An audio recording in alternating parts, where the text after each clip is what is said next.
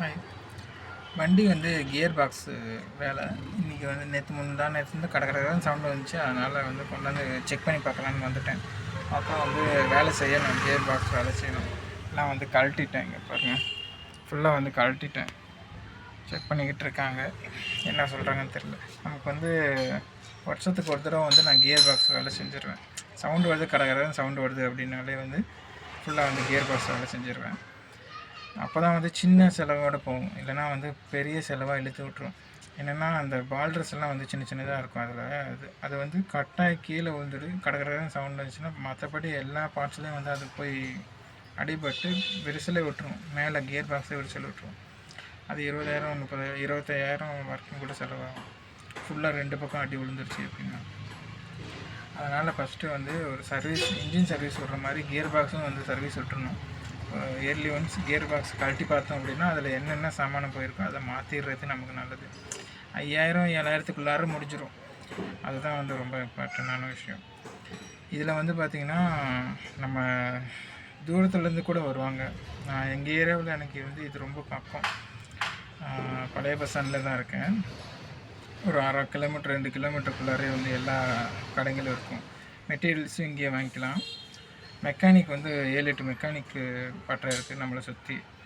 அதே மாதிரி லேத்து பட்டறை, பற்ற வைக்கிறது. இப்போ பின்னாடி வந்து சைலன்சர் போயிடுச்சு, அதை பற்ற வைக்கணும். இதே வந்து வேறு ஏதாவது இடத்துல இருந்தால் சைலன்சர் நான் புதுசாக போட்டு தான் ஆகணும்.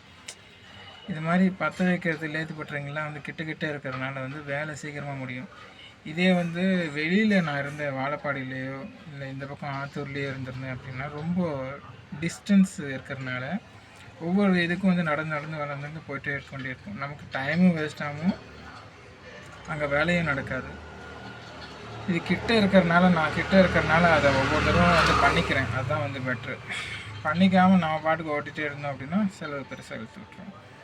அதுதான் வந்து செக் பண்ணி பார்த்தேன், கியர் பாக்ஸ் வேலை இருந்தது, பண்ணிட்டேன். அதுக்குள்ளார வந்து சின்ன அந்த ஸ்டார் மாதிரிலாம் இருக்கும். ஒரு சின்ன ஸ்டார் இருக்குது உள்ளார. அபே பற்றி தான் பேசிகிட்டு இருக்கேன். அபே மெக்கானிக்கு ஒர்க் பண்ணிகிட்ருக்காங்க. அபே வண்டி தான் இது.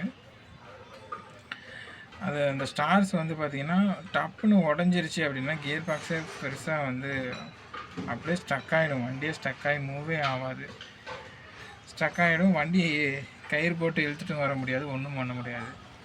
அதே கியரில் தான் மூவ் பண்ணி கொண்டு போய்ட்டே இருக்கணும், அந்த மாதிரி இருக்கும் அது. அதனால் வந்து அது போகிறதுக்குள்ளாரே நம்ம பார்த்துக்கணும். போயிடுச்சுன்னா வேலை பெருசு தான். வந்து செக் பண்ணியாச்சு, ஒர்க் பண்ணிகிட்ருக்காங்க. அமௌண்ட் இந்த ரேஞ்சு தான் வரும். ஒரு தடவை ரெண்டு தடவை நான் இந்த மாதிரி பண்ணியிருக்கேன். இது 3வது தடவை. பார்க்கலாம்.